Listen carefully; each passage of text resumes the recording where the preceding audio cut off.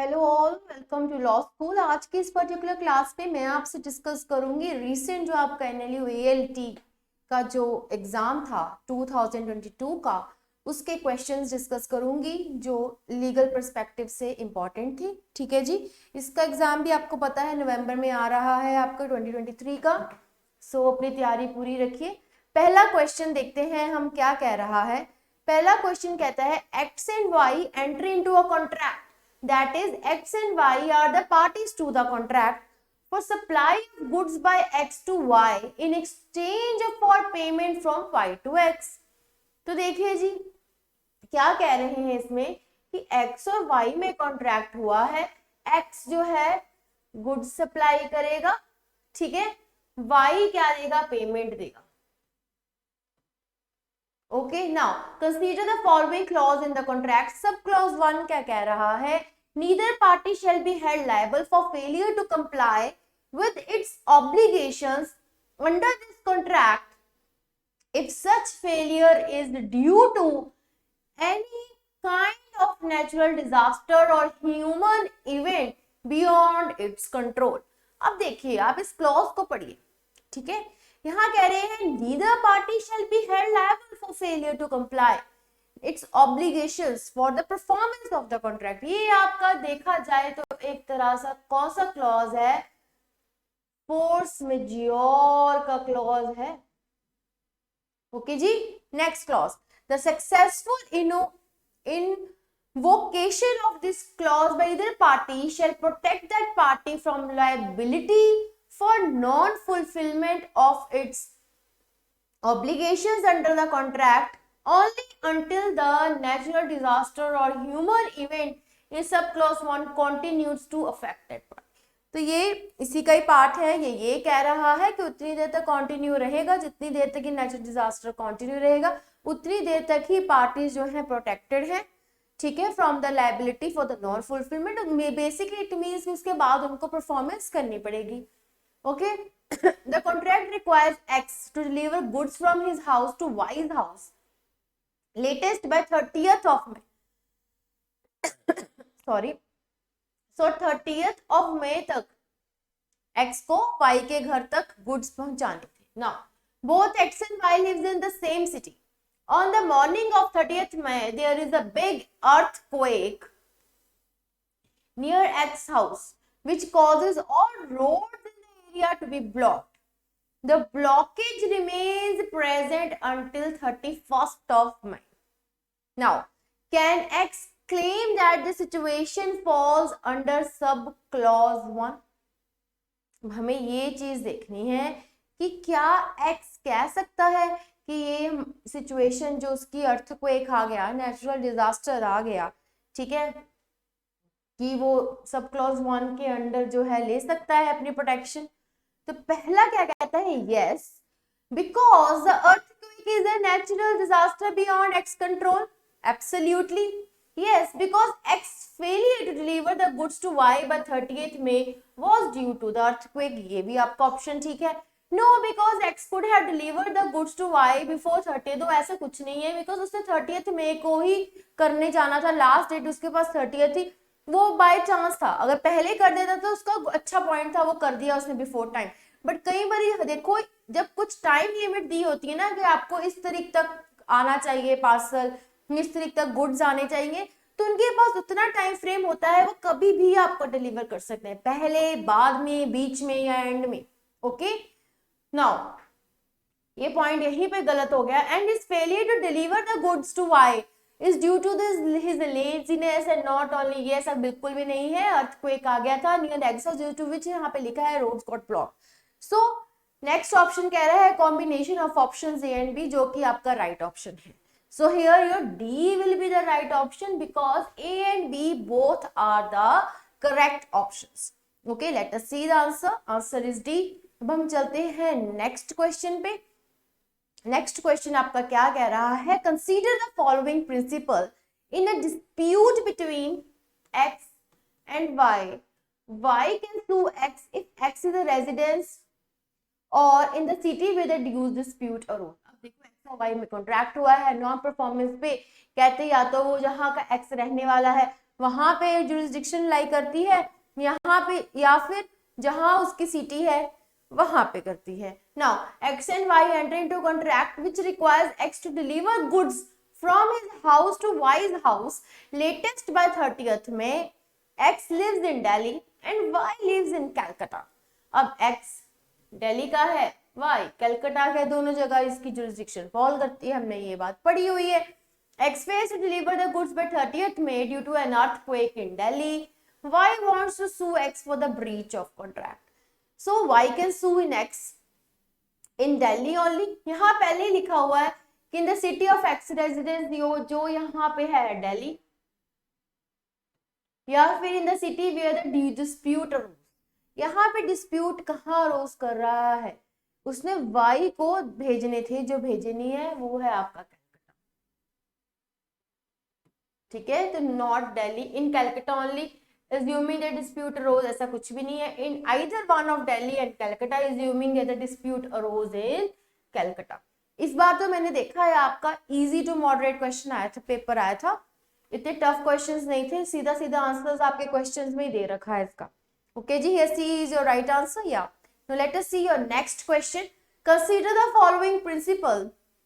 Now again, X and Y. Y can sue X in the city of Y's residence, in the city of X residence, in the city where the dispute have arose.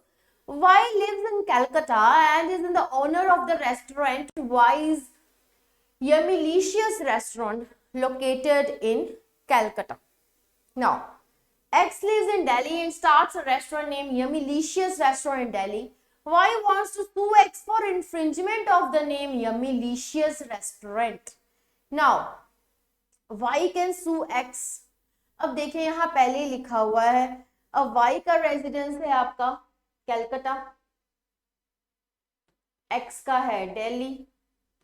अब dispute कहाँ arrows हो रहा है, दिल्ली में, कि वहां से उसको करना है ना कि दिल्ली वालों ने क्यों अपना नाम ये रख लिया। Okay, in Delhi only, in Calcutta no, in Calcutta but only the dispute arose, ये भी नहीं, डिस्प्यूट दिल्ली में हुआ। In either one of the Delhi and Calcutta regardless of where the dispute arose, this is your right answer.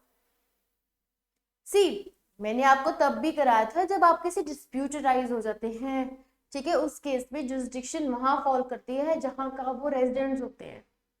Okay जी, ये बात आपको याद रखनी है। अनटिल अनलेस जब कॉन्ट्रैक्ट होता है, अगर उसमें पार्टीज ने ऑलरेडी एक दोनों, मान लो हम दो अलग अलग जगह के रहने वाले हैं, अनटिल अनलेस उन्होंने कुछ फाइनल करी हुई है कि हम स्पेसिफिकली इसी जुरिस्डिक्शन को फॉलो करेंगे, जैसे इस एग्जांपल में कलकत्ता का है, दिल्ली का है, तो उन्होंने सोचा हम दिल्ली ही अपना डिस्प्यूट सॉल्व करेंगे, तो ये चीज वैलिड है। ओके, ये बेसिकली ये चीजें जो है कि और नहीं जा सकते, वो आ जाते हैं आपके रिस्ट्रेंट ऑफ लीगल प्रोसीडिंग्स की एक्सेप्शंस में। वैसे लीगल प्रोसीडिंग्स पर रिस्ट्रेन हम नहीं लगा सकते, बट कॉन्ट्रैक्ट में कहते हैं जुरिस्डिक्शन वही फॉल करेगी जहाँ की पार्टीज होती हैं, जहाँ डिस्प्यूट अरोज हो जाता है। आप अपनी मर्जी से कहीं और की जुरिस्डिक्शन नहीं कह सकते, वो जो आप पे लगती नहीं हो, यहाँ पे आपका मैटर एडजुडिकेट ना हो सके। ओके जी, यहाँ C is your right answer. Let us see the answer. C is your right answer. Let us see the next question. All contracts are agreements. Only agreements enforceable by law are contracts. Now, कह रहे हैं all contracts are agreements. Only agreements enforceable by law are contracts. ये हमें बात पता है। हमें पता है agreement के बाद जब legal enforcement आ जाती है, वो क्या बन जाता है, कॉन्ट्रैक्ट बन जाता है। ओके जी, नाउ अब हमने देखना है इसका, why is the government official tasked with issuing driving licenses to applicants who meet the criteria, and X has applied for driving license but does not meet the criteria. X and Y enter into an oral agreement that X will pay Y rupees 5,000 to issue a driving license to X. With a reference to the facts given above, X says, I have entered into a contract with Y. देखो, पहली बात, यहां से आप एक बात समझो कि एक्स ने अप्लाई करा था ड्राइविंग लाइसेंस के लिए but does not meet the criteria, hence it is not legally enforceable, because legal formalities थी वो तो फुलफिल हो ही नहीं रही थी। अब वो चाहे पैसे देके कह रहा है, करवा रहा है काम, बट उसका ये कहना I have entered into a contract is wrong, because his application is not meeting the criteria, legal formalities are not being fulfilled, hence there will be no legal enforcement, hence it will not be a contract. Okay ji, let us see the options. X is wrong because agreement is not in writing. Oral हमने पढ़ा है आपके Indian contract में, oral written all are covered, तो ये point यहाँ इस वजह से गलत है कि राइटिंग की वजह से नहीं है, ये बात है बिकॉज लीगल फॉर्मेलिटीज उसकी फुलफिल नहीं हो रही। X is wrong because agreement not enforceable by law is not a contract. Yes, contract तभी बनता है जब वो लीगली इन्फोर्सेबल हो, यहाँ से क्राइटेरिया मीट नहीं कर रहा, that is why here X is wrong because he has not entered into a contract with Y. Okay, X is not right. There is insufficient information to reach the conclusions. ऐसा कुछ भी नहीं है।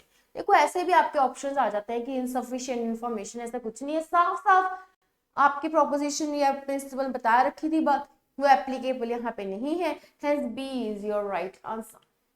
Let us see the answer. Yeah, B is your right answer. अब हम चलते हैं next पे।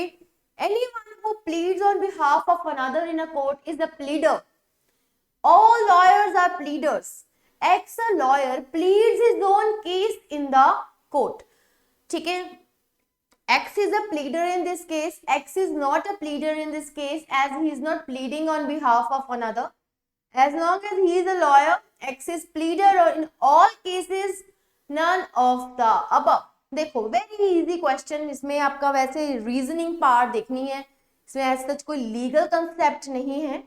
क्या कह रहे हैं, lawyer pleads in his own case.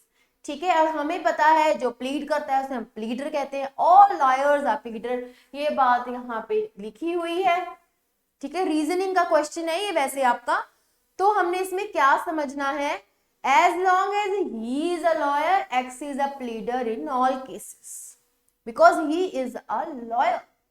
Whether he is pleading in his own case, it doesn't matter. As long he is a lawyer, he is a pleader for all the cases, not only his case, but for all the cases for whom he is appearing as a pleader. Okay, ji, here C will be your right answer. Yes, C is your right answer. Now let us see the next question for today. All offenses are punishable. Not everything that is punishable is an offense. Only that which is punishable is an offense. कहते जी all offenses are punishable. Not everything that is punishable is an offense. But of course ये बात है, हम तो छोटी मोटी बात में भी घर पे भी बच्चों को पनिशमेंट दे देते हैं। ओके जी, सो पनिशमेंट मिल रही है doesn't mean कोई ऑफेंस कर दिया है। Okay, only that which is punishable is an offense. A school student does not submit her homework on time and is punished by giving extra homework. Now, अब उसने सिर्फ extra homework की punishment मिली है। सी, अभी इस पे हम क्या कहेंगे, X has certainly committed an offense? No, not at all. ये तो आपकी IPCB भी नहीं है। X has certainly not committed an offense. ये भी ठीक है आपका, ठीक है पॉइंट की, yes he has not committed any offense. We do not have sufficient information to determine whether X has committed an offense or none of the above. अब इस सिचुएशन में आप समझो, यहाँ पे इन्होंने ऊपर जो प्रोपोजिशन दी है उसमें बोल दिया है only that which is punishable is an offense, और फिर इसको पनिशमेंट की भी बात करी हुई है यहाँ पे, पर ढंग से आपको कुछ नहीं बताया हुआ। तो इस केस में आप क्या कह सकते हो, ये कह सकते हो we do not have sufficient information to determine whether X has committed the offense or not. Okay ji, so here C will be your right answer. Okay, ये सारे आपके जो लॉजिकल रीजनिंग के क्वेश्चंस थे वो सब लीगल और logical को मिक्स करके आपके ALET में इस बार ऐसा पेपर आया था। ओके जी, now only registered trademarks can be infringed.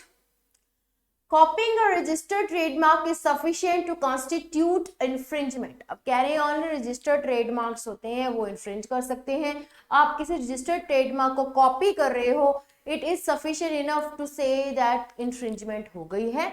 अब X owns the trademark Yumilicious restaurant. Y copies this trademark.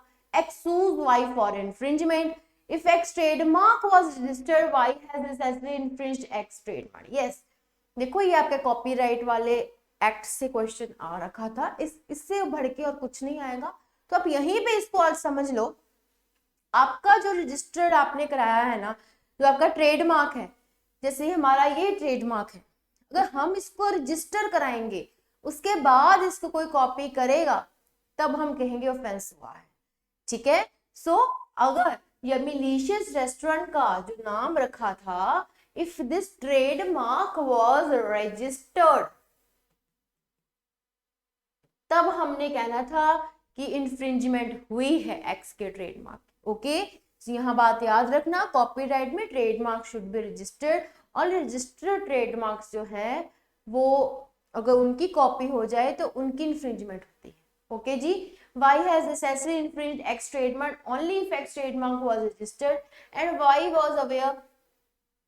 देखो यहां भी इन्होंने बोला है Y copies this trademark, X sues Y for infringement. If X trademark was registered, Y has necessarily infringement X trademark। ये आपका option सही है। ठीक है, नेक्स्ट ऑप्शन कह रहा है Y has necessarily infringed X trademark only if X trademark was registered and Y was aware। ये को Y was aware वाली जो इंफॉर्मेशन आपके आंसर में लिख दी इन्होंने, कहीं पे भी क्वेश्चन में मेंशन नहीं है, इसकी वजह से आपने इसको टिक नहीं कर, बिकॉज ये एक्स्ट्रा इंफॉर्मेशन है जो आपके क्वेश्चन में नहीं दे रखी, आप आंसर में उसको कैसे मार्क कर दोगे। तो तभी कहते हैं लॉजिकल रीजनिंग जो है आपकी, इस बार लीगल रीजनिंग लॉजिकल में आ गई, लॉजिक लगाओ अपना।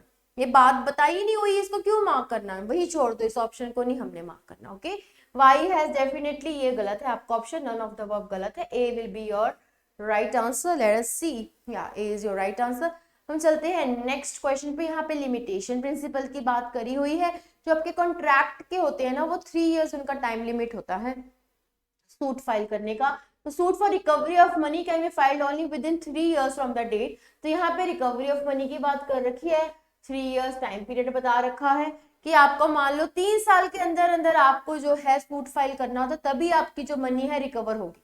Okay, now becomes due to be recovered. Suits filed after this period are not at all maintainable. Not maintainable क्या होता है कि आप फिर अगर 3 साल बाद सूट फाइल डालने जाओगे तब कोर्ट कहेगी सॉरी, हम आपका केस जो है आपका फाइल ही नहीं हो पाएगा, इट इज नॉट मेंटेनेबल, इसको बोलते हैं। But yes, there are certain exceptions to it if you show certain reasons, reasonable, आप एक्सक्यूज बता दो कि ये रीजन था, वैलिड रीजन, तब कोर्ट अगर कोर्ट को जचा के हाँ ठीक है हमें लग रहा है ये रीजनेबल एक्सक्यूज है, तो ही आपका सूट लेंगे वो after limitation period has expired, otherwise no. Limitation act में आपके हर एक चीज का लिमिटेड पीरियड टाइम दे रखा है, आपके पास इनफ टाइम होता है, आपके साथ कुछ आपकी इन्फ्रिंजमेंट ऑफ लीगल राइट हुई है, you have that much of limited time, आप उसमें जाओ अपना सूट फाइल करो, उसके बाद जाओगे your suit will not be maintainable. समझ गए ना नॉट मेंटेनेबल का मतलब। Okay, now suits filed within this period necessarily maintainable, money become due from y to x. अब यहाँ पे समझना है आपको, वाई टू एक्स है मनी, ठीक है, वाई ने एक्स को देनी थी। अब क्या टाइमिंग लिखी है इन्होंने, 17 मार्च 2017।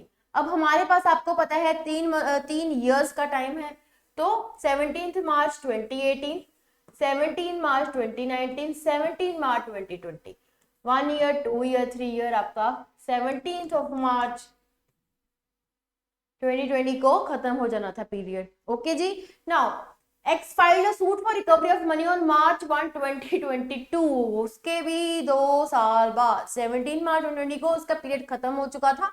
ओके जी, hence his answer is suit is not maintainable। Last options पढ़ने की पढ़ लो चलो। is not, it is not maintainable, there is sufficient information to determine if X suit is maintainable। no, insufficient क्या information है, पूरा तो बता रखा है उन्होंने, इतने टाइम को इतने टाइम को मनी ड्यू हो गई थी, अब वो रिकवरी ऑफ मनी का इस टाइम को सूट फाइल कर रहा है, जो कि गलत बात है। ओके, उसका सूट है, it will not be maintainable, hence A is your right answer. Now चलते हैं हम नेक्स्ट क्वेश्चन पे। क्या कह रहा है, the criminal procedure identification bill 2022 bill seeks to authorize the taking of measurements such as finger impressions of convicts and other people for the purpose of identification, investigation in criminal matters। Okay जी, ये आपके bill की statement इन्होंने बता दी है। Person 1, the bill should not become a law because it allows for collection of measurements without any provisions for data protection। Person 2 कहता, I disagree, data protection measures can be developed, but the bill will help law enforcement agencies to utilize the latest technology to identify the criminals। अब which of the following is correct? Now अब हमने इसमें ये देखना है कि कौन सही कह रहा है। आपकी स्टेटमेंट में क्या बात बताई है कि जो आपके फिंगर इंप्रेशंस लेंगे कन्विक्ट्स की अदर पर्पस की for the purpose of identification, investigation of the criminal proceedings और द क्रिमिनल मैटर्स। ठीक है, तो पर्सन 1 क्या कहता है, the bill should not become a law. कहता है बिल है, अभी बिल ही रहने दे, लॉ ना बने, because it allows for collection of measurements without any provisions for data protection।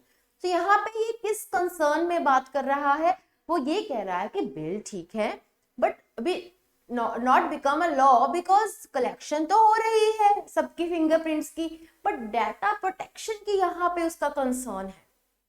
Okay, आप इसके पर्सन के आर्गुमेंट को समझो, वो ये कहना चाह रहा है कि ठीक है बट लॉ ना बने क्योंकि कहीं पे भी डाटा प्रोटेक्शन की बात नहीं करी हुई। ओके जी, पर्सन 2 कहता है डिसएग्री, ये भी आगे डाटा प्रोटेक्शन की ही बात कर रहा है। measures can be developed but the bill will help law enforcement agencies to utilize the latest technology to identify the criminals।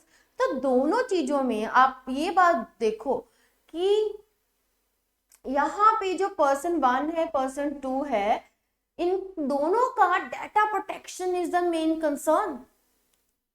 Okay, यहाँ पे वो कहीं पे भी बिल को गलत नहीं कह रहे हैं, वो कह रहे हैं ठीक है, पहला पर्सन कहता है बिल ठीक है, लॉ ना बने बिकॉज अभी डाटा प्रोटेक्शन की ऐसे कोई प्रोविजंस नहीं आई। वो दूसरा कहता आई डिसएग्री, आ जाएंगी, बहुत बढ़िया बिल है ये, it will help agencies to identify the criminals.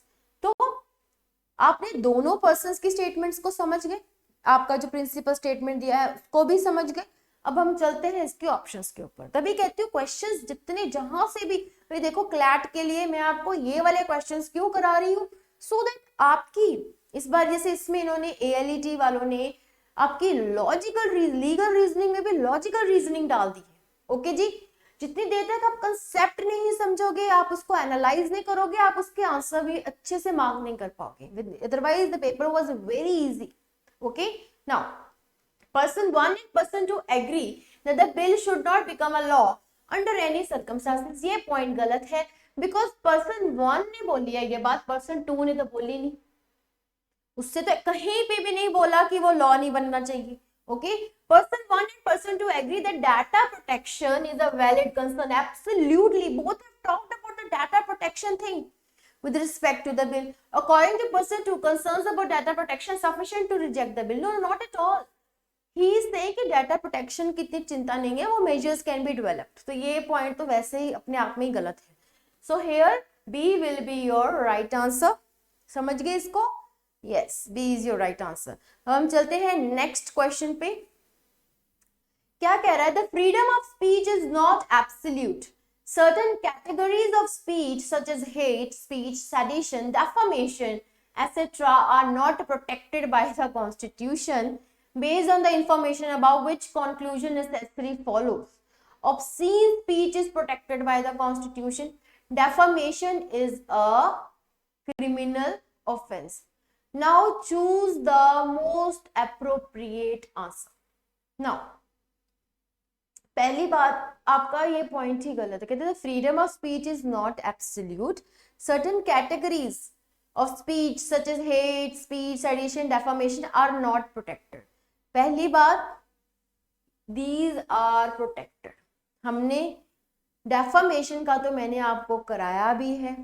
Okay, so based on the information above, which conclusion necessarily follows, इन्होंने इस लाइन के बेसिस के ऊपर हमने इसका कंक्लूजन निकालना है. तो इन्होंने पहला बोला obscene speech is protected by constitution, जबकि इन्होंने क्या बोला है, certain categories such as hate speech, sedition, defamation are not protected बोला है. और इन्होंने कंक्लूजन में लिख दिया इज प्रोटेक्टेड. तो ये आपका कंक्लूजन गलत है. ठीक है, इन्होंने जो आपको पॉइंट दिया है, देखो ऐसे आपको कंफ्यूजिंग क्वेश्चंस आएंगे बच्चों, आपको ये बात समझनी पड़ेगी, बिकॉज यहाँ पे आपका जो पॉइंट दिया है वो गलत दे रखा है जानबूझ के. Again I am pointing you out, they are checking your logics. Okay, point गलत दे दिया और कंक्लूजन आपको सही दे दिए, और आपको बोला based on the information above आपने कंक्लूजन स्टिक करने. आपको तो लगेगा ये बात कि हाँ जी स्पीच ऐसे हमारी प्रोटेक्टेड है, ये तो कॉन्स्टिट्यूशन ने प्रोटेक्ट करी हुई है. Defamation is a criminal as well as a civil offence, ये आपको भी पता है, तो आपने बोलना ये भी ठीक है. बट आपका कहीं पे भी ऊपर ये इंफॉर्मेशन नहीं दे रखी, ऊपर इंफॉर्मेशन आपकी गलत दे रखी है. अगर यहाँ पे आता ना based on the information above and you have to choose which conclusion is it following, तो आना तो ऑब्सीन स्पीच इज नॉट, ऊपर से अगर हम देखें, and defamation is not, because it is not protected. Okay ji, so here both the two conclusions are wrong, neither one nor two. This will be your right answer. Okay, understood this question? I hope you guys have understand it, like कितना ये आपका logics लगने हैं इसमें. Okay, now D is your answer.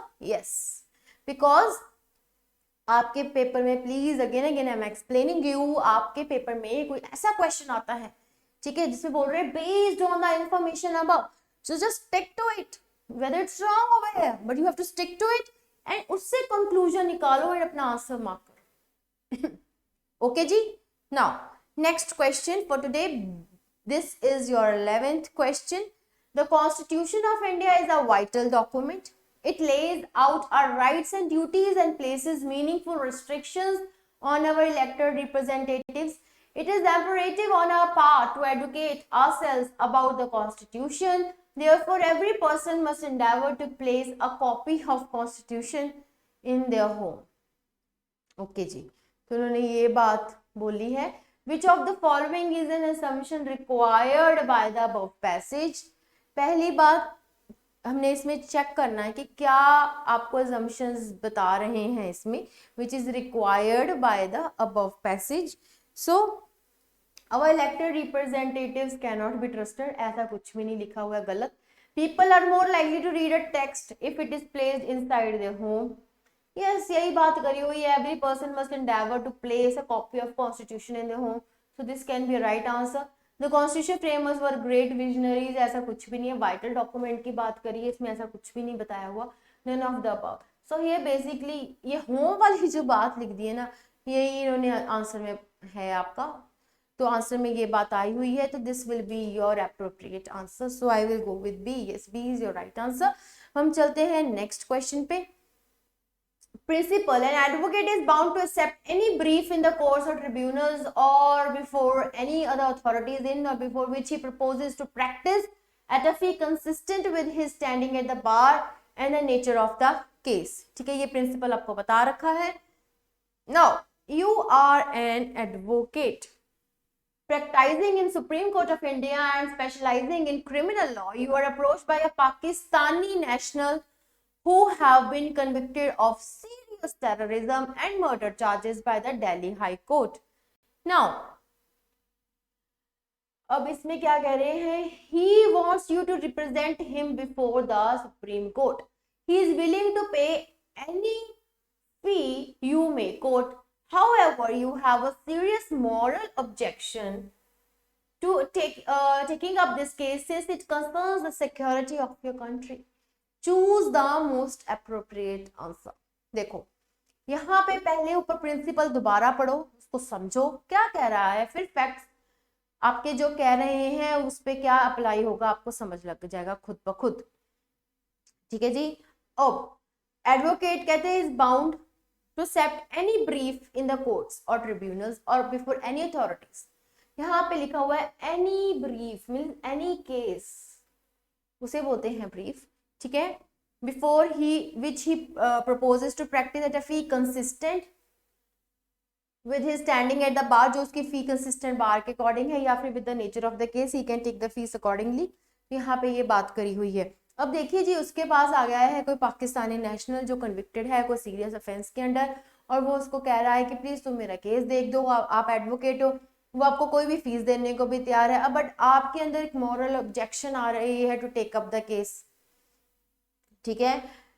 But आप देखो morality and legality, they never go too close hand to hand, never.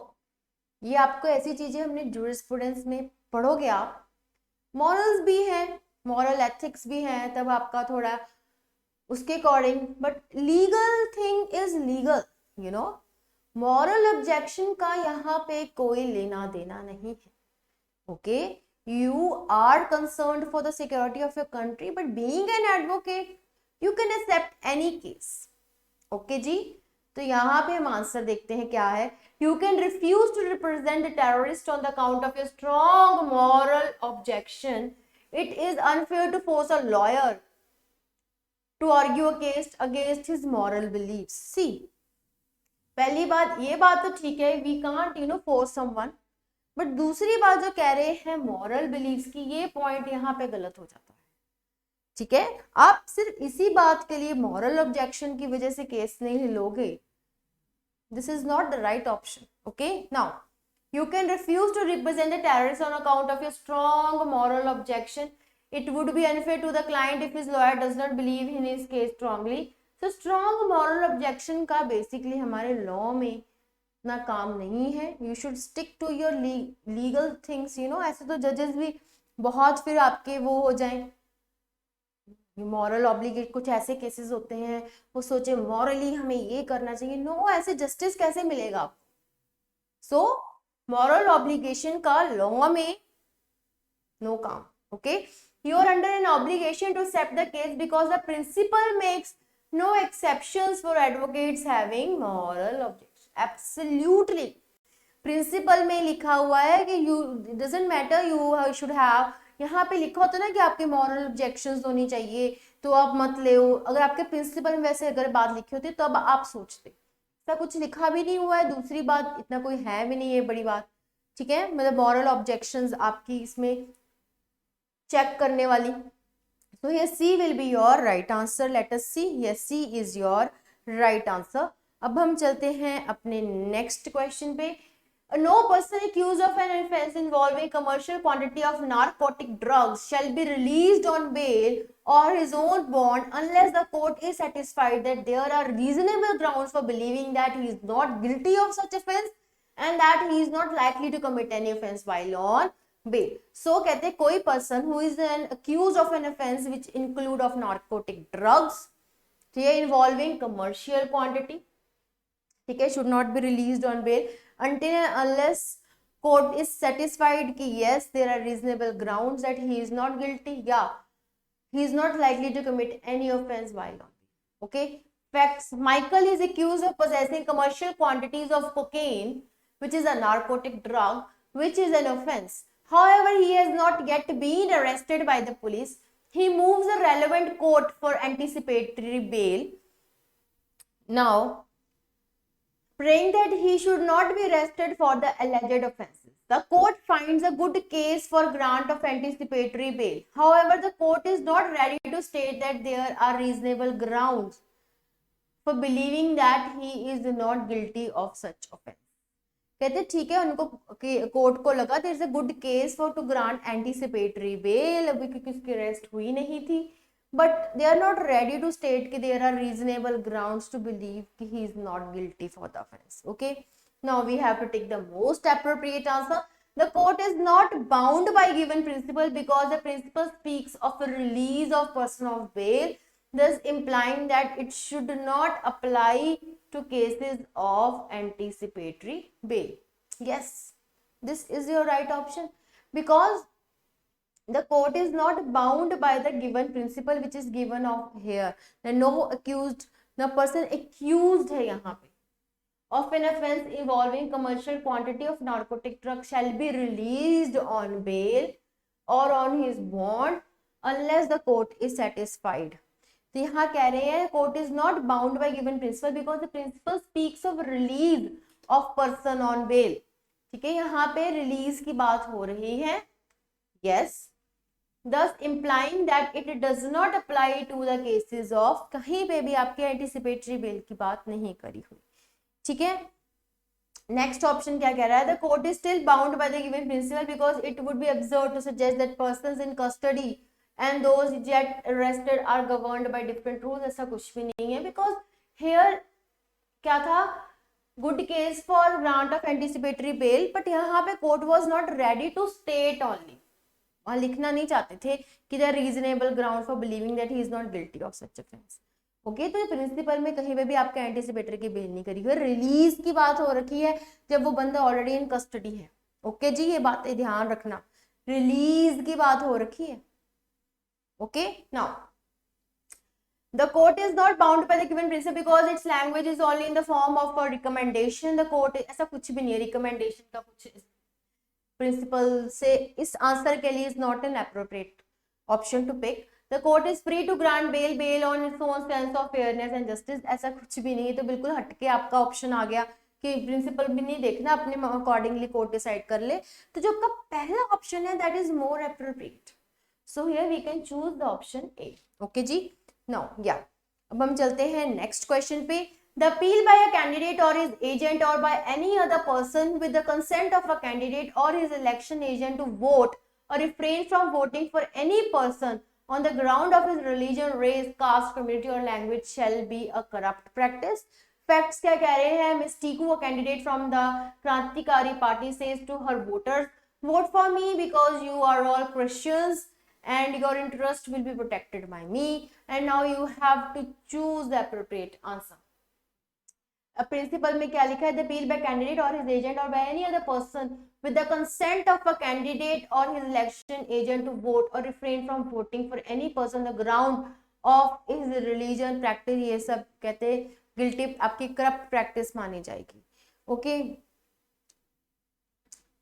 तो अब यहाँ पे जो मिस टीकू है इन्होंने क्या करा है, अपने टू हर वोटर्स, पहले ये बात याद रखना, vote for me because you are all Christians and your interests will be protected by me.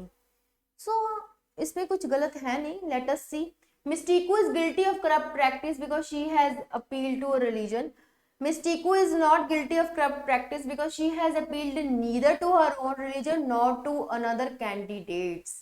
Yes, because यहाँ पे क्या लिखी हुई थी आपके बाद, with the consent of candidate election agent to vote from voting for any person on the ground of his religion. Candidate के religion की बात करी हुई थी, रेस, कास्ट, कम्युनिटी और लैंग्वेज. और वो अपने रिलीजन की नहीं बात कर रही, वो अपने वोटर्स को, जो क्रिश्चियन वोटर्स हैं, उनको कह रही है कि आपके मैं इंटरेस्ट को प्रोटेक्ट करूंगी. तो यहाँ पे कैंडिडेट अपने रिलीजन की बात नहीं कर रहा. ओके जी, Miss Tiku is not guilty of corrupt practices because the principle only applies to, ओहो ऐसा कुछ भी नहीं है मेल कैंडिडेट वाला. Okay, so here B will be your right answer. या चलते हैं नेक्स्ट पे. Even the switching to veganism may be costly and sometimes inconvenient, it is good change if one wishes to improve their chances of leading a healthy life while benefiting the environment. तो which of the following is an assumption necessary taken for granted in the above statement.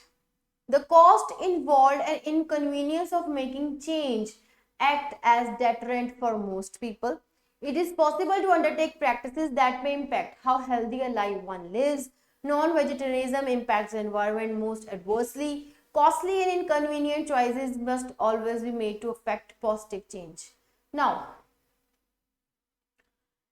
वैसे तो इससे law से कुछ लेना नहीं था, environment related था और ये आपकी लॉजिकल रीजनिंग में आ रखा था. So I pick this question. Now कहते even though switching to veganism may be costly, तो यहाँ पे कॉस्ट की बात करी हुई है, एंड समटाइम्स इनकन्वीनियंट ऑल्सो.